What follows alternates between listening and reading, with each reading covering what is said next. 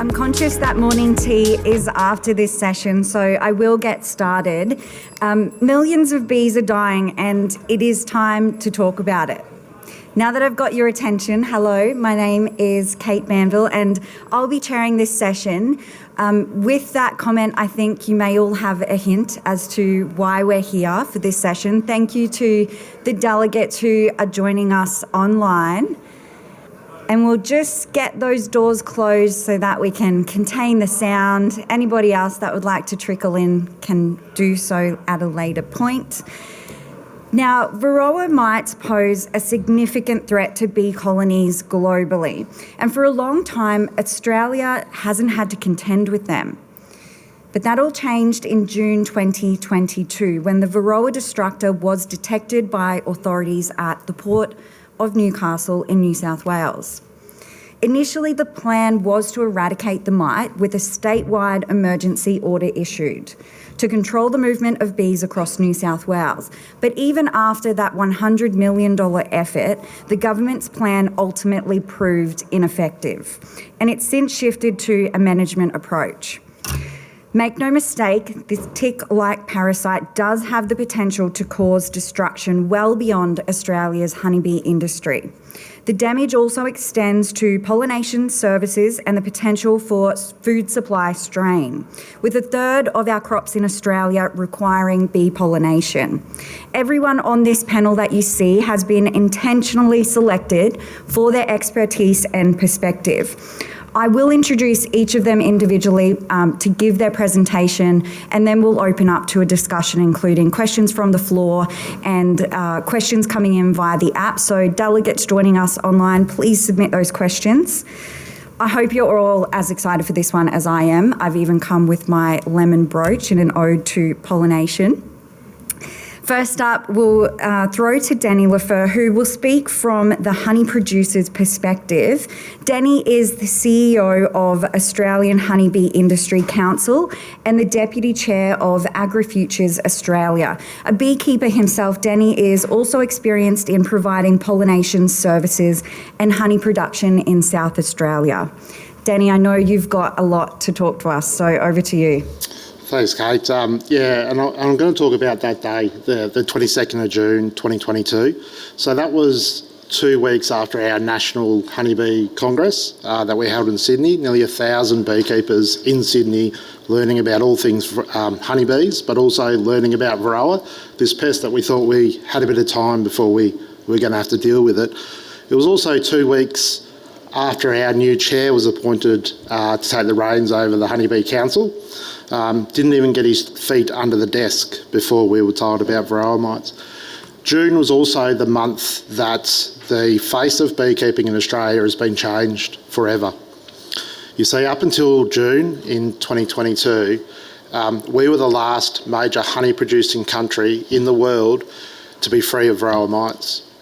The last continent that were able to maintain our bees with minimal intervention. We were the last continent to have large numbers of feral bees across our landscape that provided free pollination services for a lot of our agricultural crops. 22nd of June 2022 was the day that we found varroa mites in central hives in the Port of Newcastle. That triggered a chain of events which included a 15-month eradication program that was stood up immediately by New South Wales DPI. The eradication program turned out to be the largest plant pest response that we have seen in Australia's history of eradication events or responses. The response that will end up costing around $100 million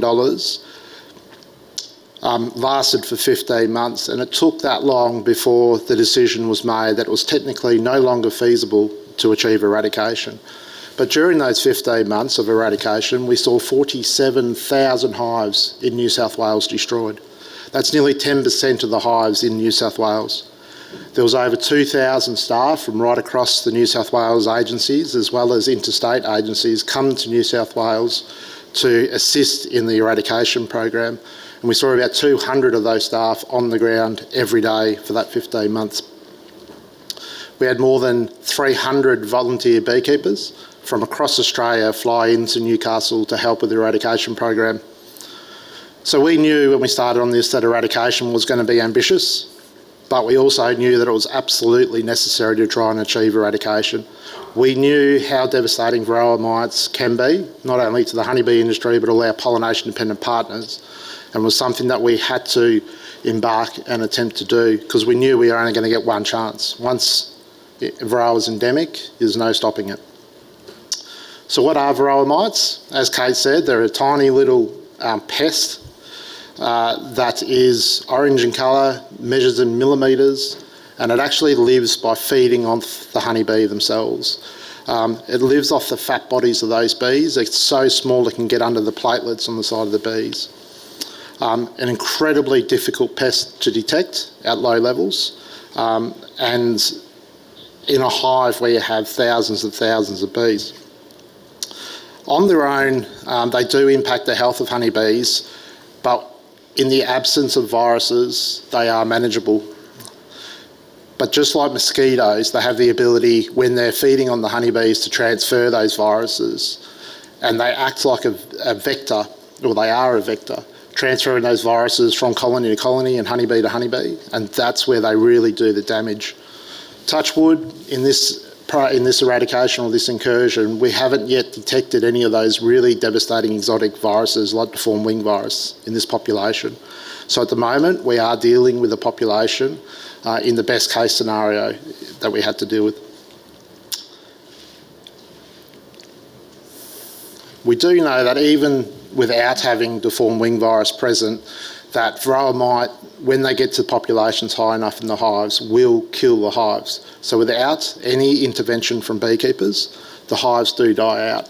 Can take a couple of years, but it is a slow death sentence for those hives.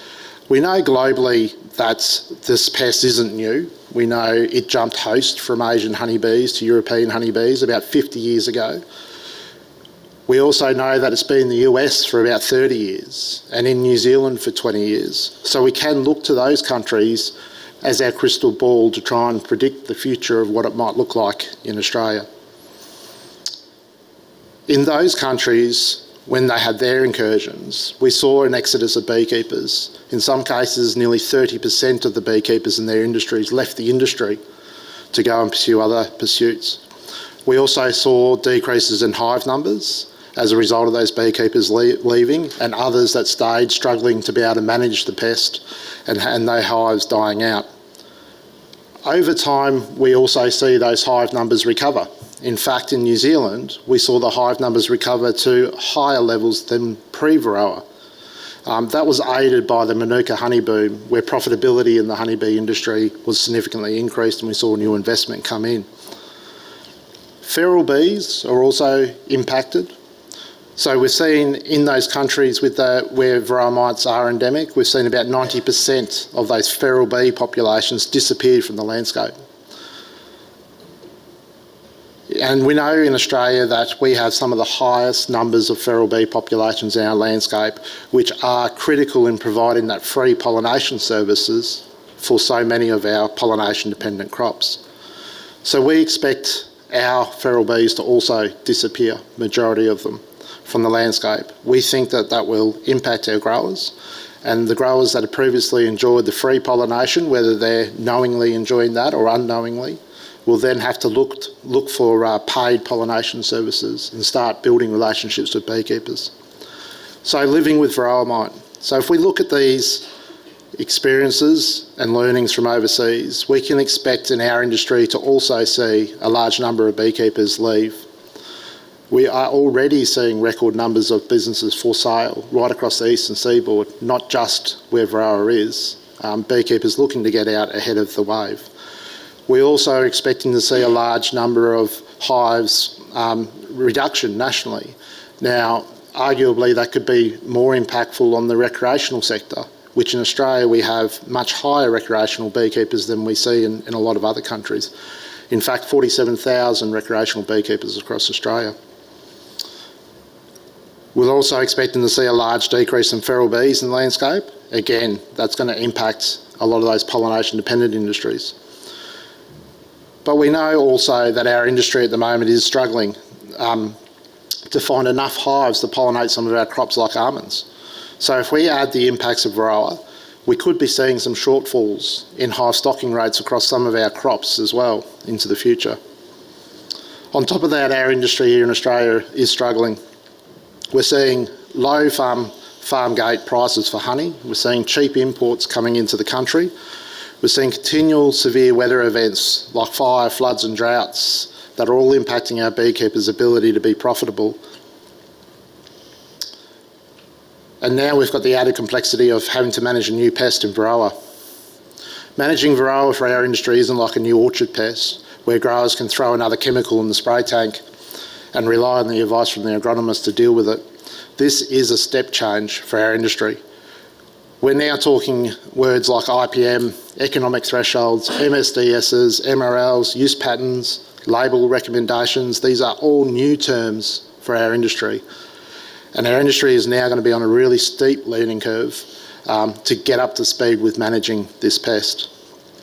However, it's not all doom and gloom for our industry. In every crisis, there are opportunities. So if we look to those other countries about how they dealt with varroa, we saw some beekeepers that remained in the industry seize the challenge, take up the opportunities. We saw them expand to very large operations. We saw new investment coming into the industry, particularly from those pollination-dependent industries who saw the lack of pollination as one of their biggest risks for their businesses and saw the way of mitigating that risk by investing in new and upcoming beekeepers in the industry. So we talk about life pre-varroa and post-varroa. So the beekeepers that enter the industry post the varroa becoming endemic won't know any different, and they will seize the opportunity and make the industry a better place. So our industry at the moment is in the midst of some significant changes, and we're dealing with some significant challenges. But our beekeepers are resilient. We've been through some pretty big changes in our industry in the past, and whilst we will see some beekeepers leave, we hope the ones that do stay in our industry will make the industry stronger, especially for the longer term. But we do believe there are some rough waters coming towards our way. Thanks, Kate. You've painted quite a sobering picture there, Danny, but the willingness for collaboration, I think, is evident in the fact that you and Shane have sat next to each other without... That was Shane's choice. There'll be a lot to talk about in our discussion. I would like to bring in Deirdre Jench now as the General Manager of Almond Australia. Over to you, Deirdre, because I think you've got some incredible insights to add to this. Thanks, Kate. I just got a promotion.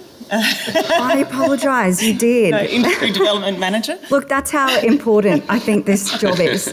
That's all right, I'll take that. So for the almond industry, dealing with varroa in many ways was a lot more difficult in terms of crossing borders, getting hives into almond orchards, than it was when we had our 2 years of the COVID-19 pandemic.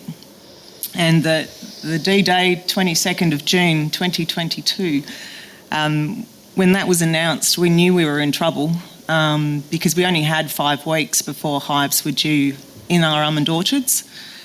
And so for a normal year, the almond industry is responsible for the largest movement of livestock around Australia.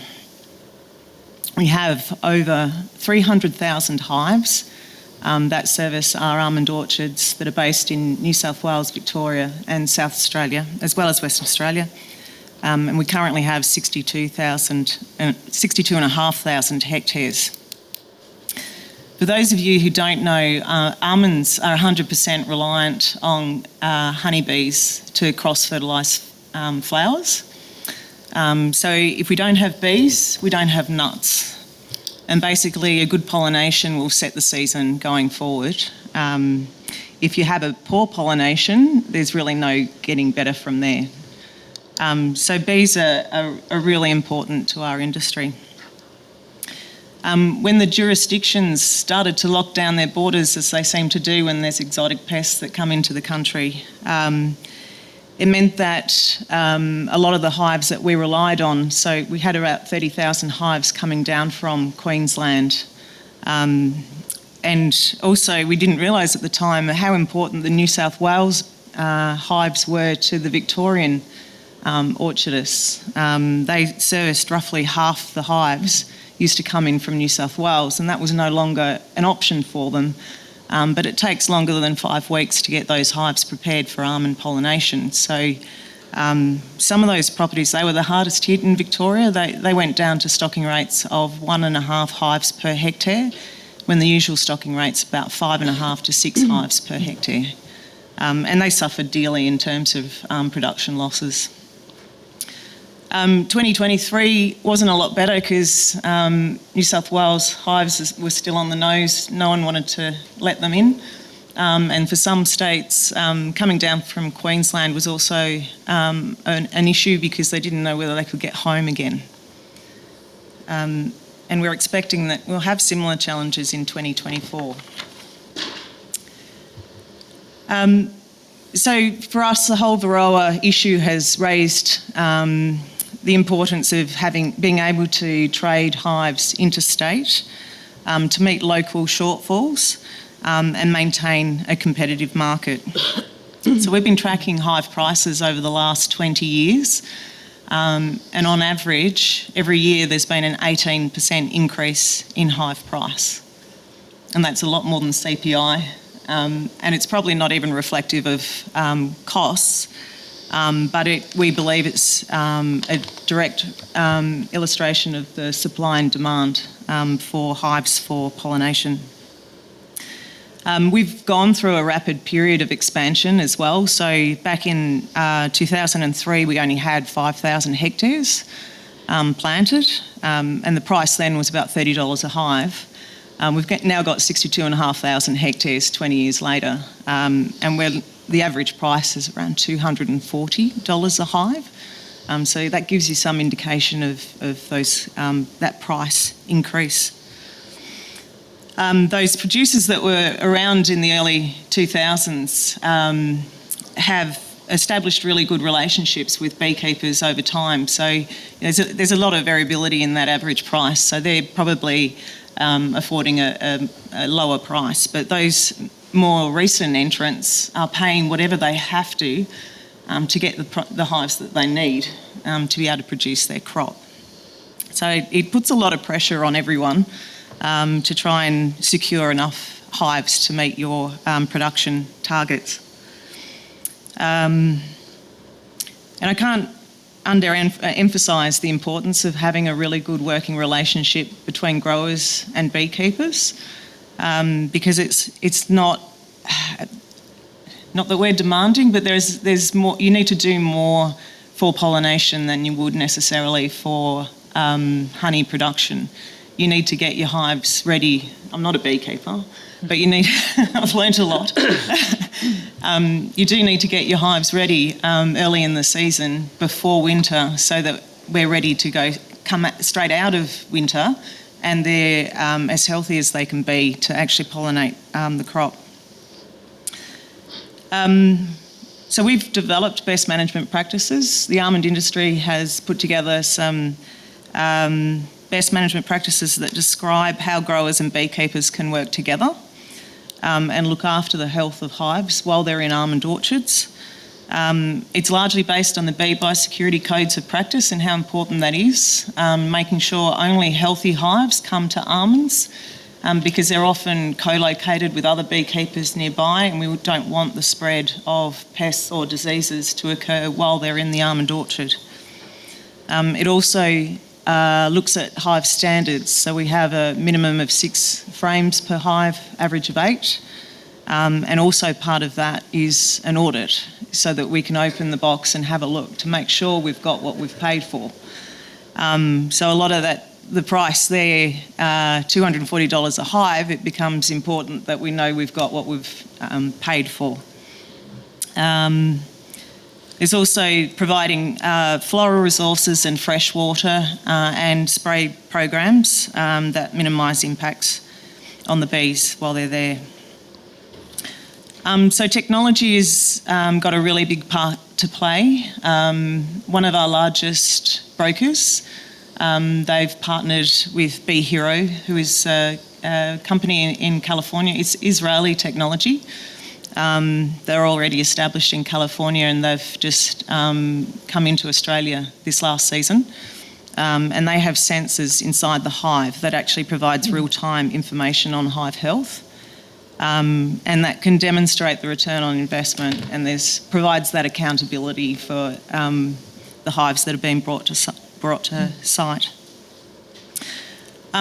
So I think initially, probably back in the 2000s, pollination was a bit of a side hustle for the beekeeping industry that have been predominantly there to collect honey. But nowadays, pollination is a serious business. And we need good business systems in place to make sure that everyone, business continuity happens across the value chain.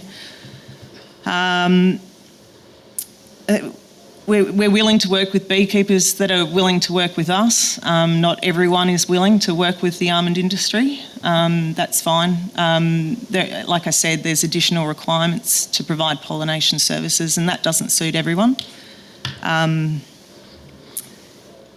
But I think the big part is making sure, and these guys are used to me banging on about this, but having those borders open to allow trade of hives freely between states to help meet that shortfall in local demand. So those beekeepers that can't service the industry locally, you can go further afield and get somebody who you can work with, who is willing to work with you.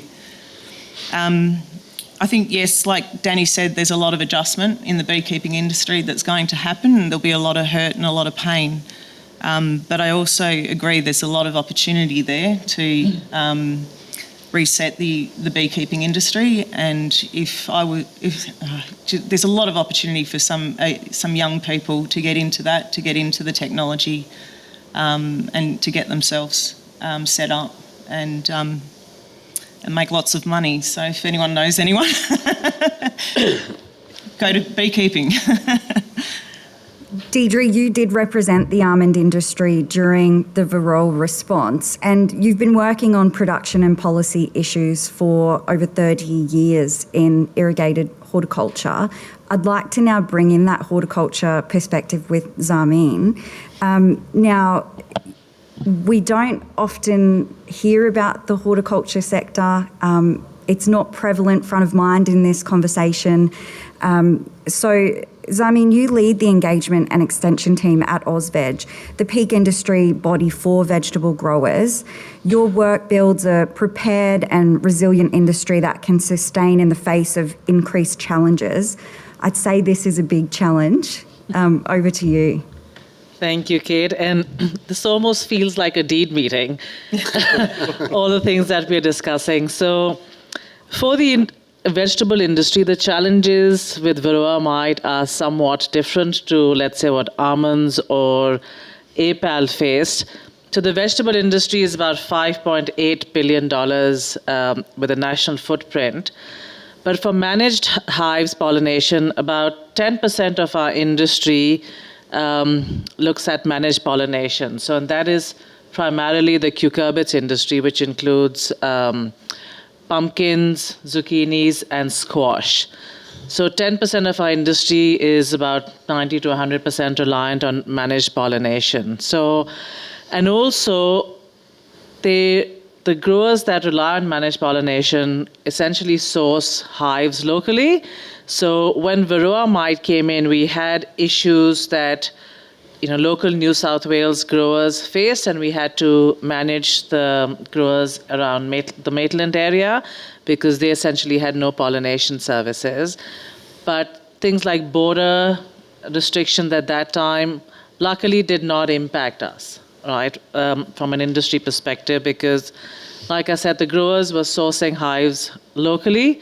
Most of cucurbits production for vegetables is Queensland and Queensland, and some of it comes out of WA as well, and a bit across the rest of the country. So our challenge at that time was not border closures. Our challenge at that time was not that we couldn't get hives across borders.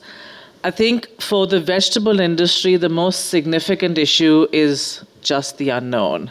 So, like I said, 10% is reliant on managed pollination, but what about the 90% of the rest of the industry, the $5 billion industry?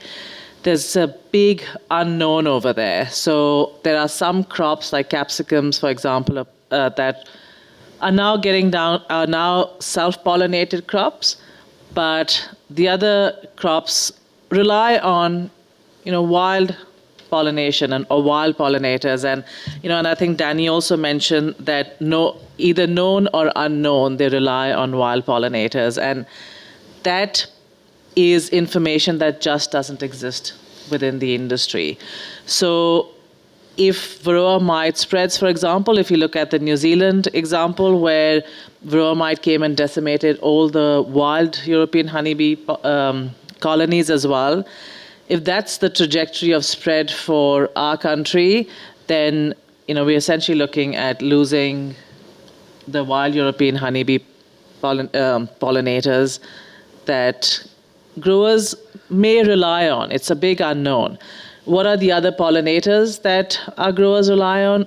We also don't really have that information, unfortunately. So for our industry, the risk is the 90% that does not know what the reliance on wild pollinators is. It is, what this has sort of given to us as an industry is made us sort of aware that we need to understand what our options are.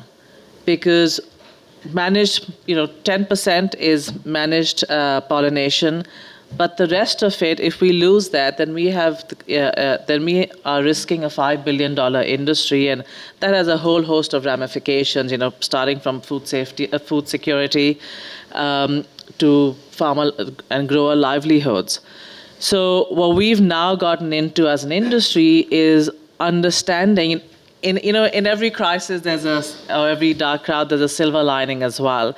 So in New South Wales, where there are no wild European honeybee populations currently there to pollinate cucurbit crops, but we are looking at trying to understand what are the alternate pollinators that exist within the environment.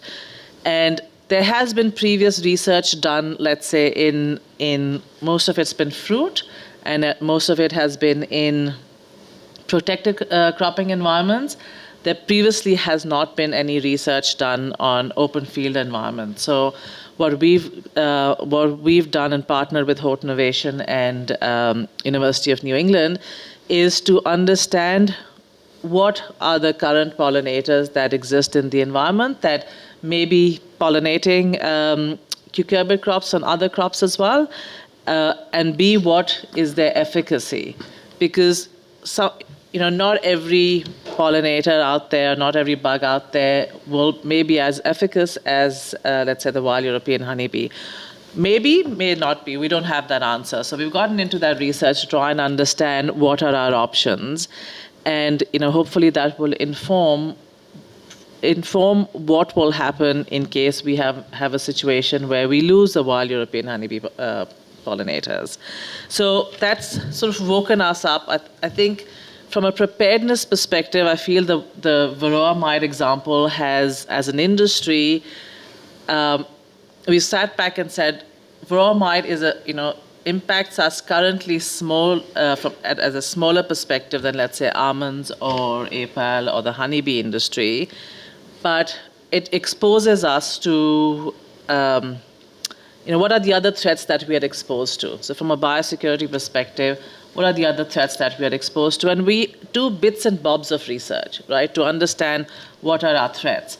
But I think what varroa mite has helped us understand is, we need to look at our industry from step out and look at our industry and see what are the threats that are coming our way, and we need to be prepared to, unfortunately receive them. Because in the last, from the time COVID happened, the vegetable industry has received every single high priority pest that's been on our biosecurity list. So, we've had leaf miners come in, we've got fall armyworm come in, we've got varroa mite come in. And that just, we've been almost chasing our tail when it comes to being ready for for pest incursions. So I think at the back of varroa mite, what we are looking at doing is having a much larger preparedness program that we've partnered with Houghton Innovation and Plant Health Australia to look at a wider picture beyond just varroa mite, but as a whole industry, to understand what are our key pest threats, what is the likelihood of entry, what are going to be their host lists when they come in, so that when it does come in, we're not scrambling to figure out which crop it's going to impact, and then also understanding how it's going to spread. So that when looking at management options as well, so that when it does come in, when we do get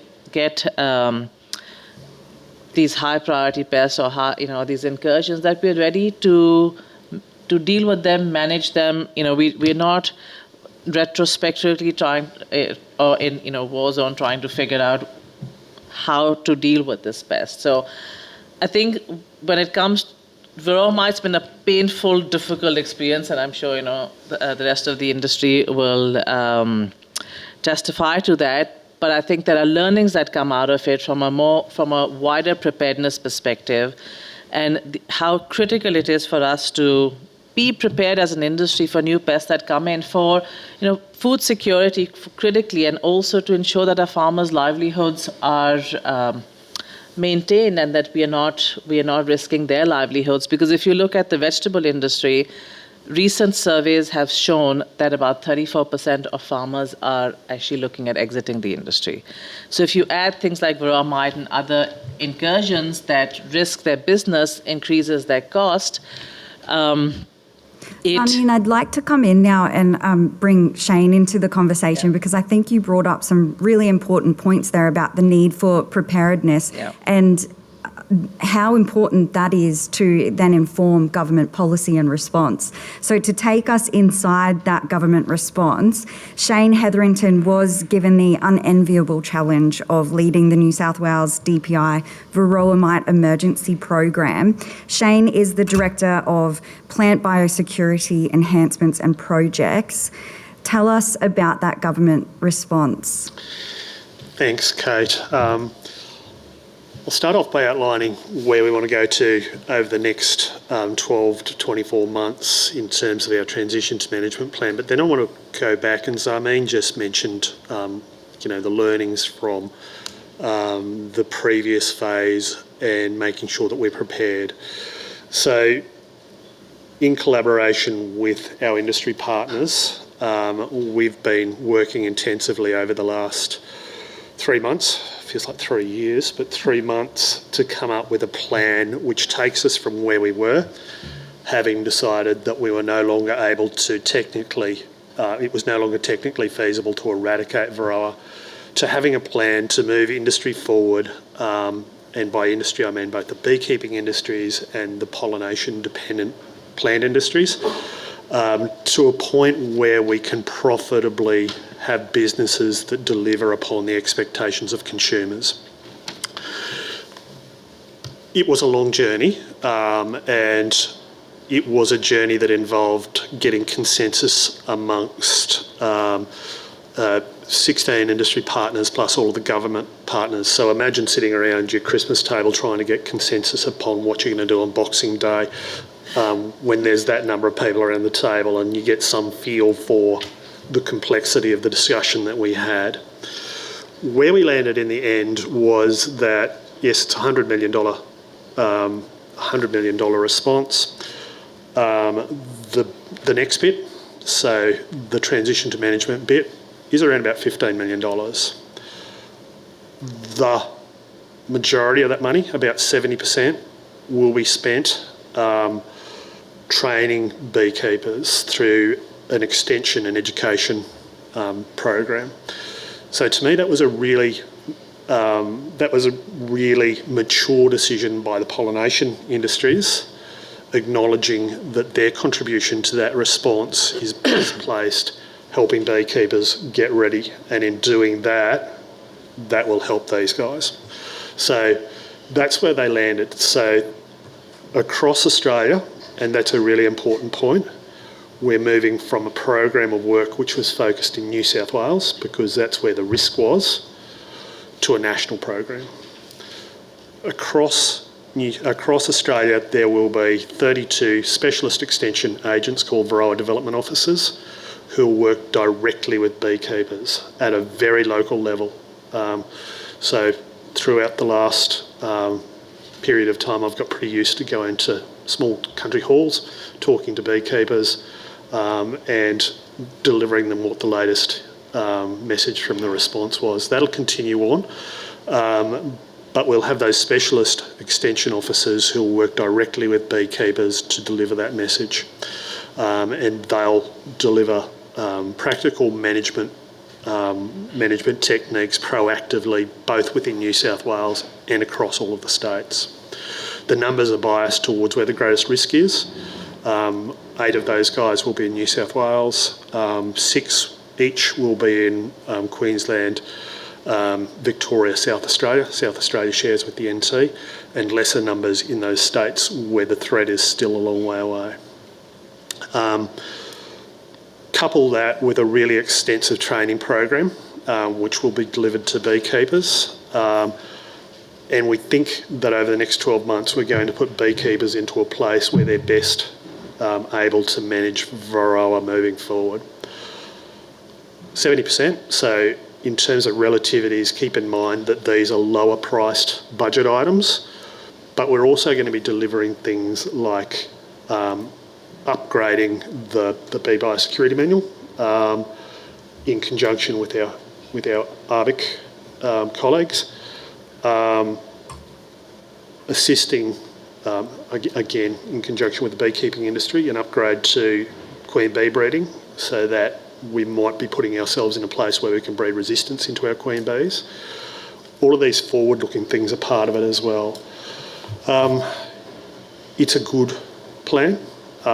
It's one that we had to each individually compromise to reach an outcome on, but that's essentially where we are going to land in terms of delivery to industry, and hopefully move forward profitably with the beekeeping and pollination industries.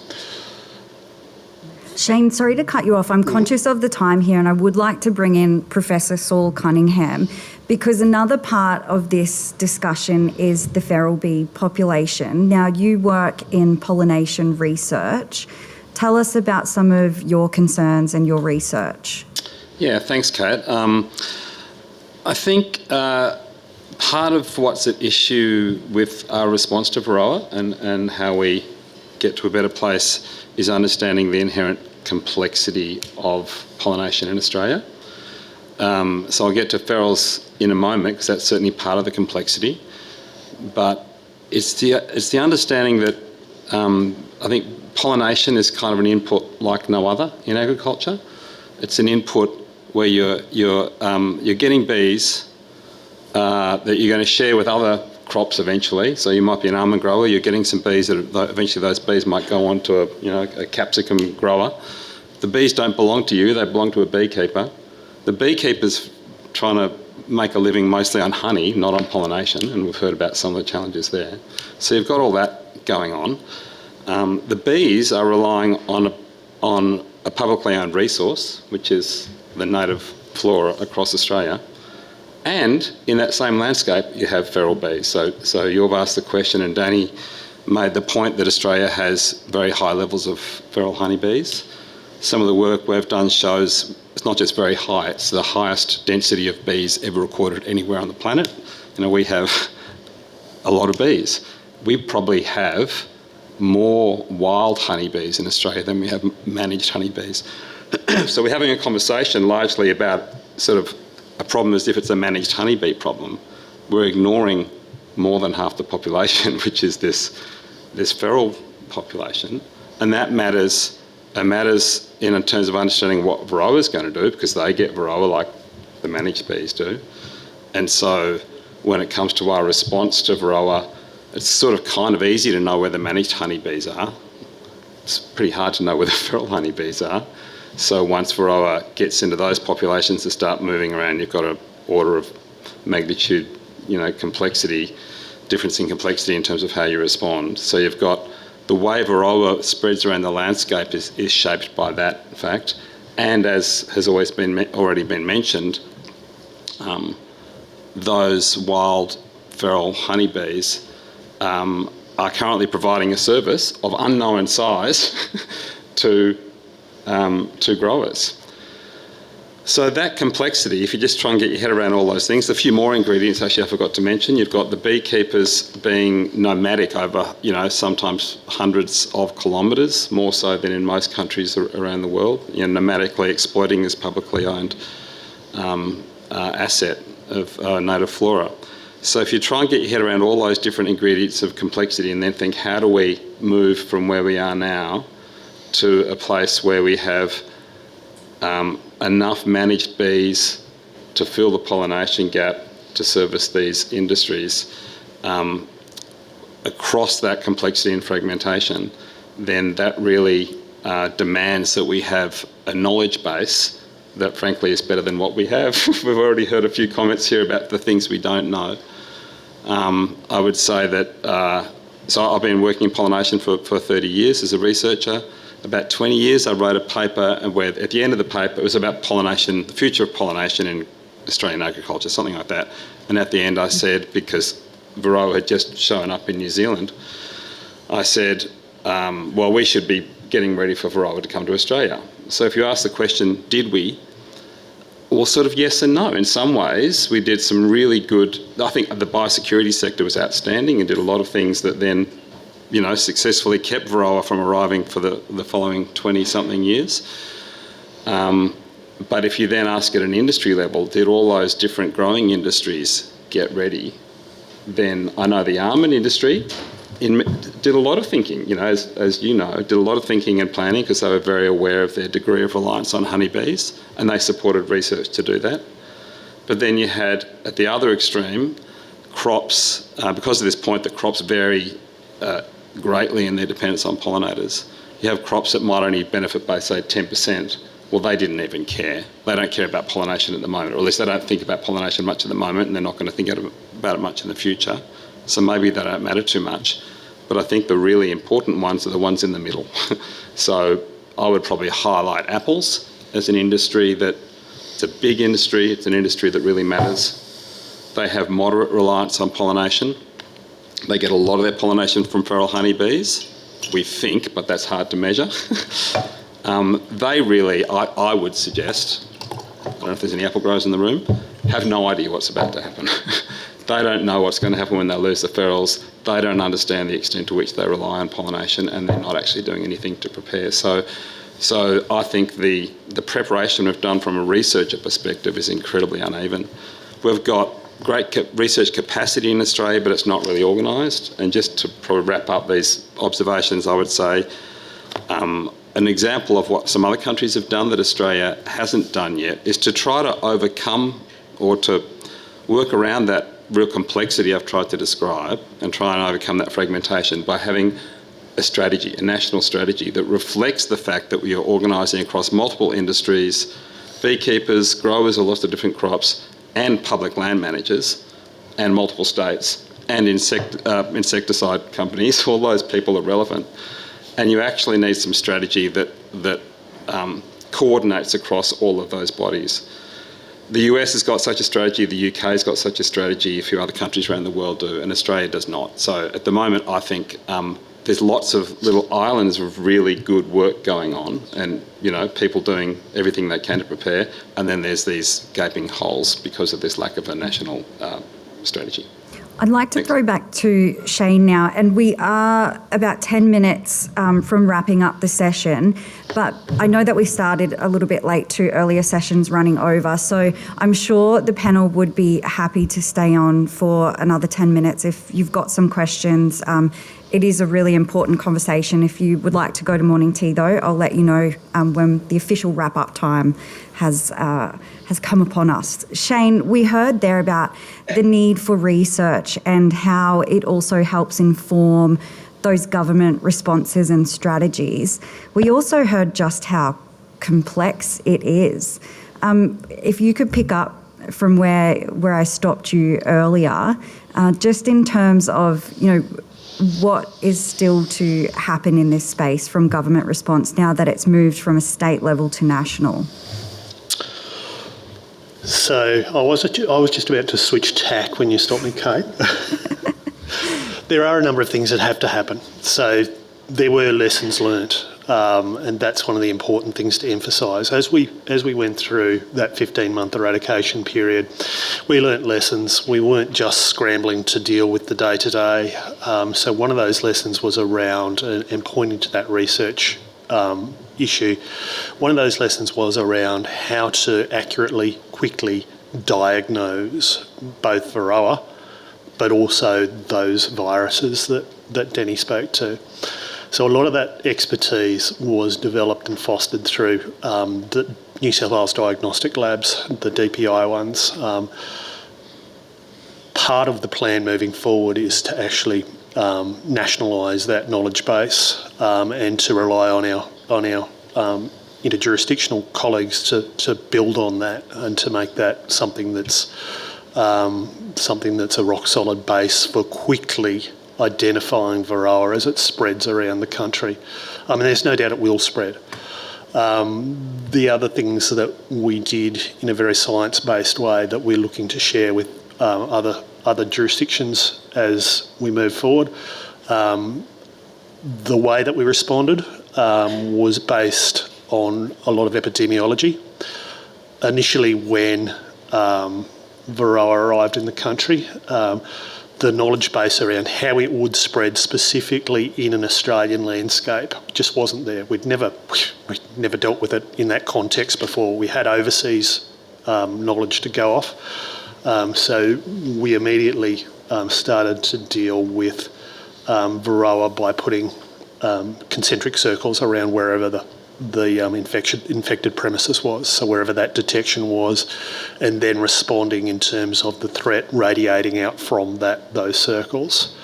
That was largely based on that overseas experience without the benefit of having a national experience.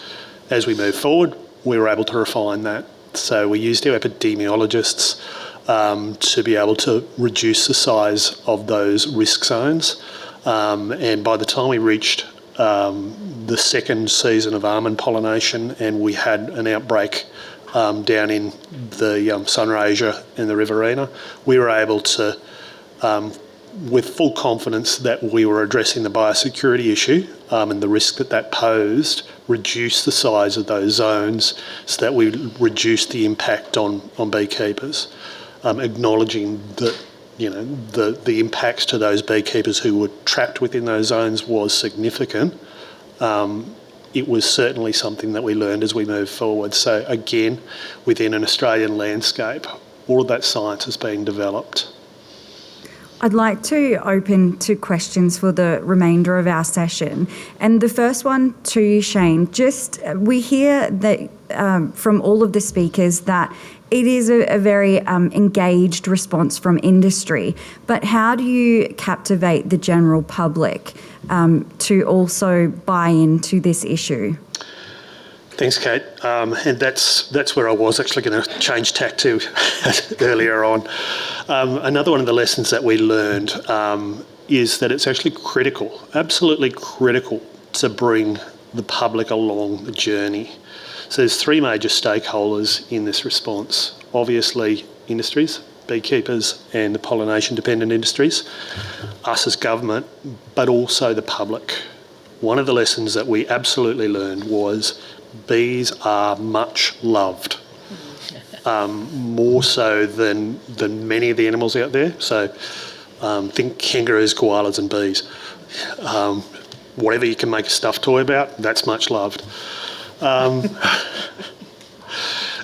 So at any given time throughout the response, I would have been dealing with upwards of 30 public inquiries, specifically around issues to deal with how the response was impacting them.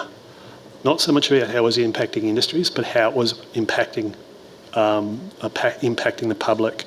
And those things in turn build political pressure. Dealing with those public concerns is really critical. One of the major things that will be an issue moving forward will be the use of agricultural pesticides. So as Danny alluded to, the bee industry has been an industry which has operated largely without the assistance and never needed the assistance of agricultural chemicals in the past. In order to run hives into the future, the majority of beekeepers will now be looking to put miticide strips into their hives.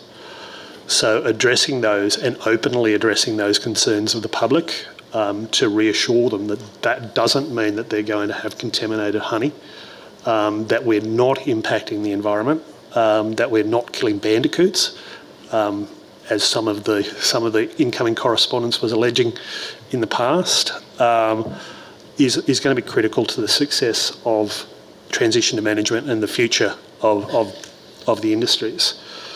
There's a few other things that are really important, and I'm keeping an eye on Kate to see when she's going to pull me up.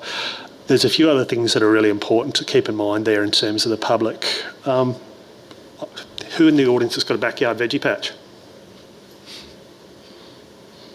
It's an Australian way of life. Before I go down the shops, I check what's in my veggie patch. Who knows where the bees in their veggie patch come from? Okay, so it's going to have an impact on normal Joe Blow Australians because there's going to be reduced pollination in those veggie patches.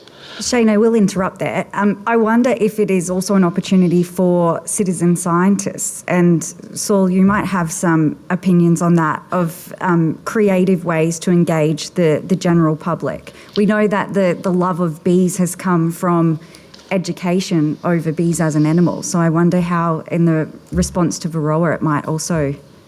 Yeah, so in Australia and elsewhere in the world, there has been quite a bit of citizen science around pollinators, and I think I can think of examples that are particularly focused around honeybees, which are kind of the easier kind of citizen science because they're actually pretty easy to recognise. One of the probably some of the questions which we're really excited about getting citizen science input on, because we know it can be a good way of broadening your reach, is what about new invasive species? And so a colleague of mine is trying to look at, can we pick up invasive species because the citizen sees them? And the other one is sort of the what else is doing my pollinating? What about these wild pollinators? And there it gets a bit harder. So, and I just point out two problems. One is the wild honeybee and the managed honeybee look the same. You can't look at a bee and say, oh, that's a wild one or that's a managed one. So that's not easy to pick up.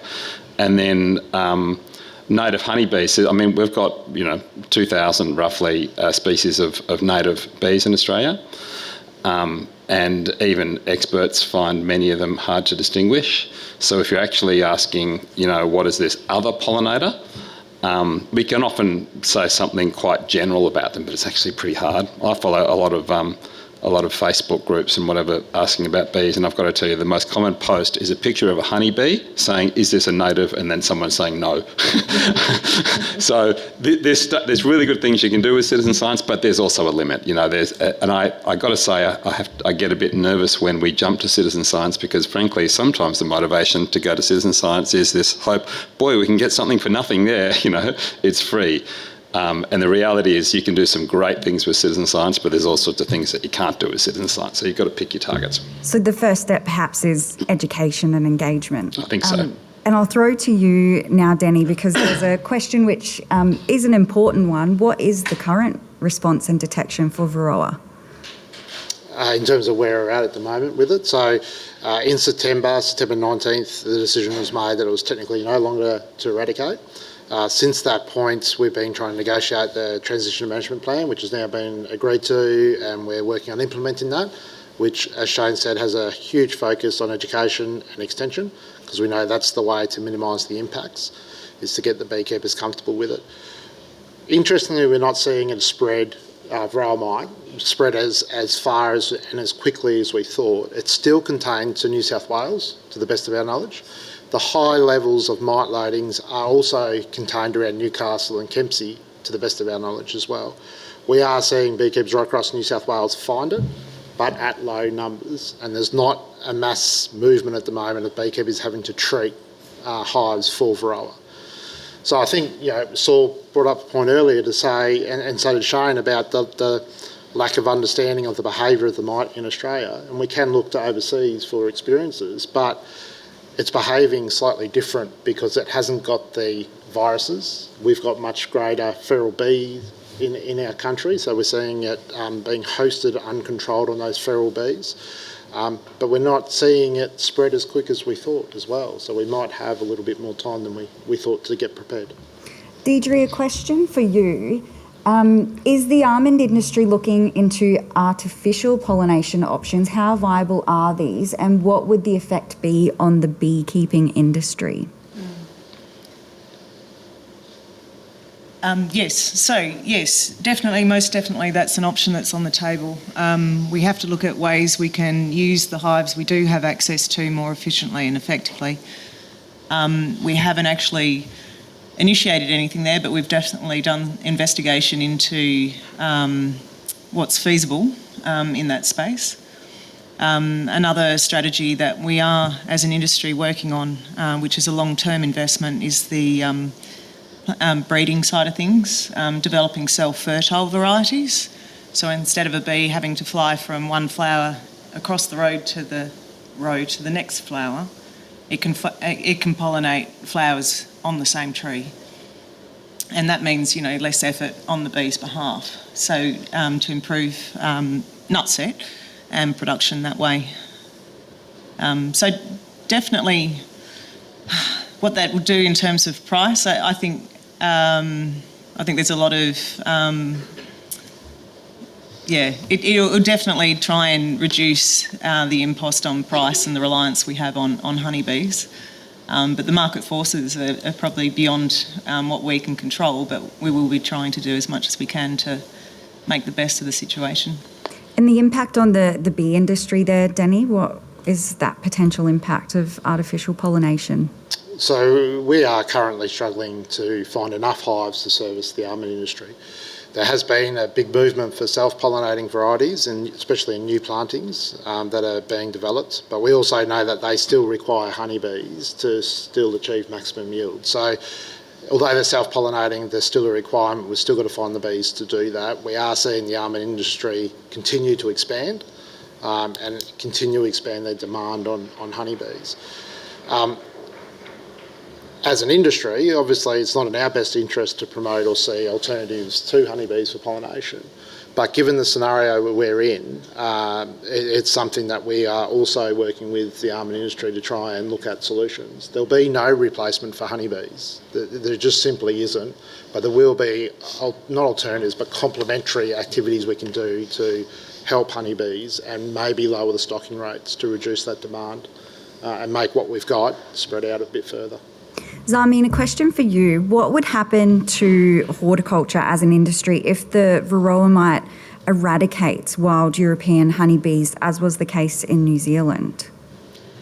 I think the most significant change will be that farmers that rely on wild pollinators will now need to look at managed pollination, which means the demand for managed hives will increase, and as we know, there are not enough hives anyways, so it will be a different way that farmers will need to crop, and the demand when the demand for managed hives increases, the cost of production will increase for these farmers, as well as, I'm guessing, the price of hives will increase, so the entire cost of production is going to increase. A question has come through via the app, which is asking if there's an undersupply of hives needed by the hort industry specifically. Danny, you spoke about the undersupply of hives generally. What about the hort sector? Yeah, well, I suppose, fortunately, not all horticultural crops flower at the same time. So we do have a seasonal rotation of demand. Obviously, almonds are the first cab off the rank. They're sort of an August flowering. But then we roll into things like cherries and apples, avocados in through September, October in Australia.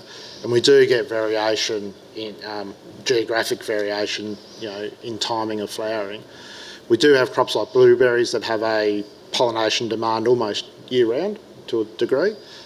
So we don't have a huge demand all at once. Almonds are the largest of those industries that require the most in a single period, but we are fortunate that we can rotate our bees around with these other horticultural crops.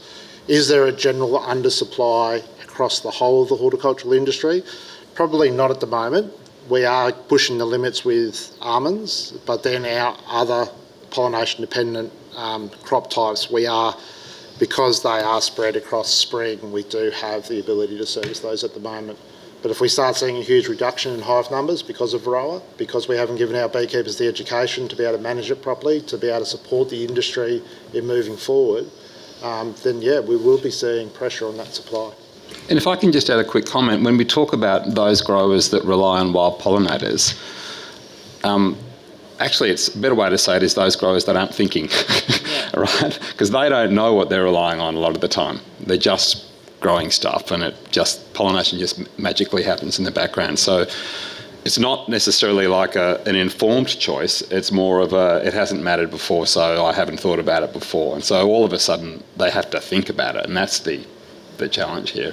You need information. Hold that thought, Cost Sol. for it as well. Yeah. Yeah. I've got a follow-up question for you, but I do just want to let you all know that this session is running over. So if you'd like to go and have a toilet break or get some morning tea, feel free to leave now and we'll continue the conversation. A follow-up question to that was, and it's for you too, Zameen, do you see potential movement away from crops that are less reliant on pollination in the hort sector? If varroa was to continue to be... I'll let Zameen take that first. To be honest, that's not something we've actually thought about. There are crops that are currently not reliant on, like I said, managed pollination. I think if the issue came to a point where they had to change the way they produce that crop, which meant that they need to get in hives, and if cost of production increased, then yes, we would see breeding changes bringing in varieties that would be self-pollinating.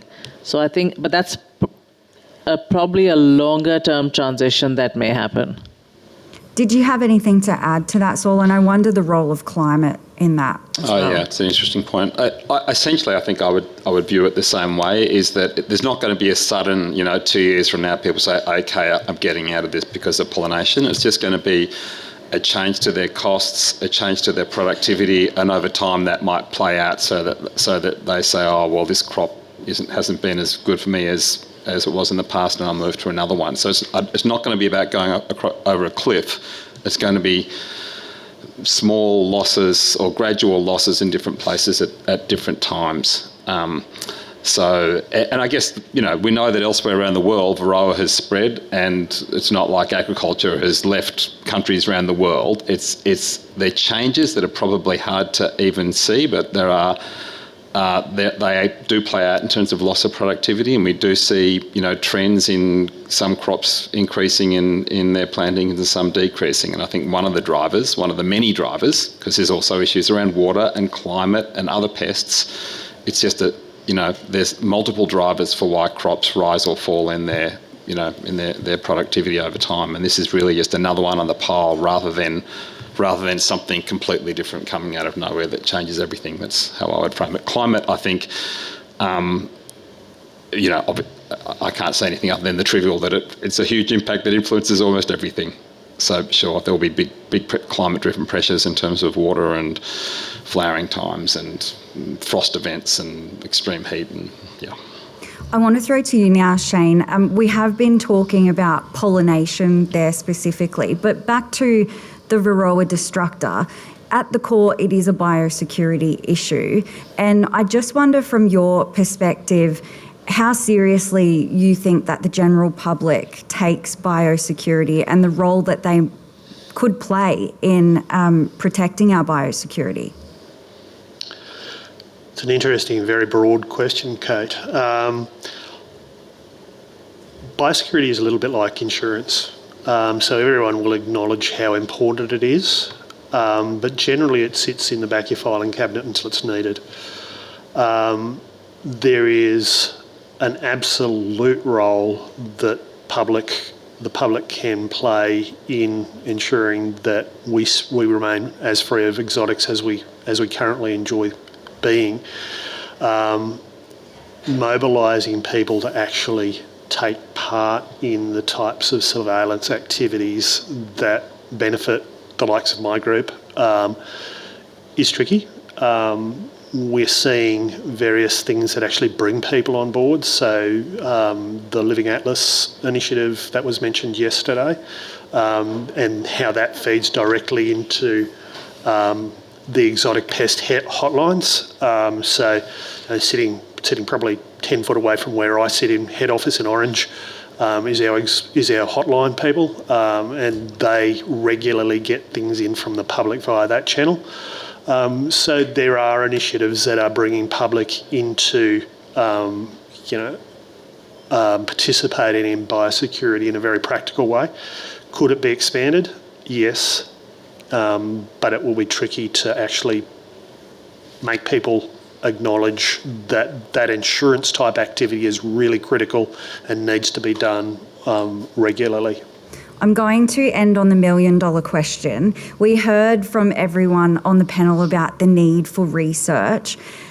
Saul, I would like to throw to you first.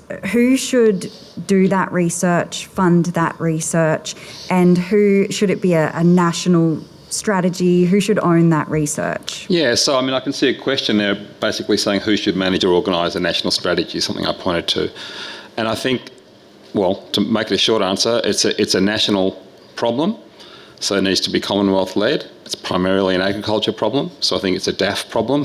There's an environment dimension, they need to have environment on board too, but it needs to engage the states as well because it's multiple jurisdictions. So I think you need leadership from that level. I would emphasise we have great capacity in Australia. We have lots of really world-leading researchers. It's actually just about organising them and providing some research funding, but Department of Ag. It sounds like you've got your work cut out for you there too. Thank you all for hanging around with us to continue the conversation, and especially to all of the delegates who have joined us online. Please do continue the conversation throughout ABARES using that hashtag ABARESOutlook, and you're free to go and have a break, catch your breath before the next session. Thanks.